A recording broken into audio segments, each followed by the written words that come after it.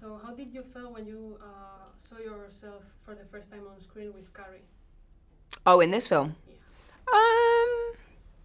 I'd seen it a few times during ADR, so it didn't feel as like I think as it would have felt if I hadn't have been prepared. But also when we were filming, I knew what they were going to use of her, so I was sort of, as prepared as a person could be. But it's it's strange to see yourself. And what does she represent for you? I mean, she represents like the original Star Wars female. She's the one that sort of trailblazed for the rest of us to come through. She was sassy and smart, and in the film, Leia, I mean, she was too. But in the film, she was so many amazing things. She was also, more of a punky sort of female character that is a really fun watch. So she was sort of that, and then off screen she was wonderful and fun and funny and crazy and great. Speaking of the female part of Star Wars, there has been a little bit of controversy in Spain before the release of Oh, yeah? Yeah, because the Ministry of Culture has labeled the movie as promotes gender equality.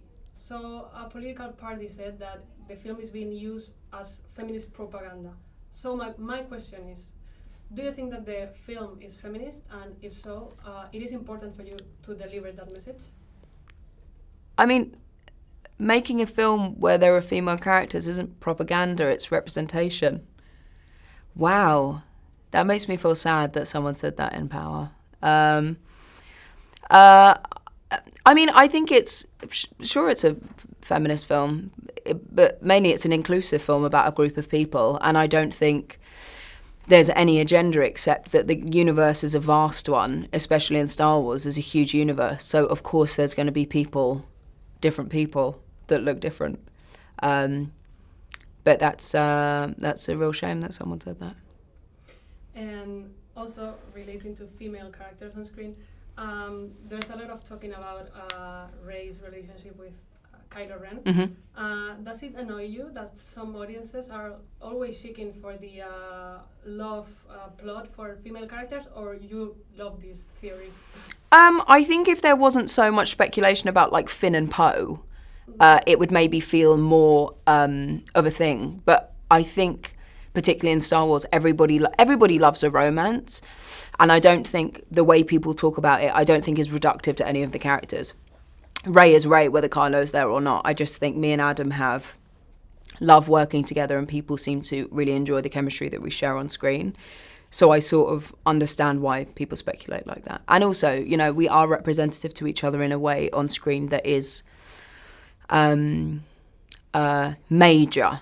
There is darkness in the light and light in the darkness, like Kylo and Rey are sort of yin and yang. So I think people feel like there has to be romance to bring that together, and it's not that it's necessarily true.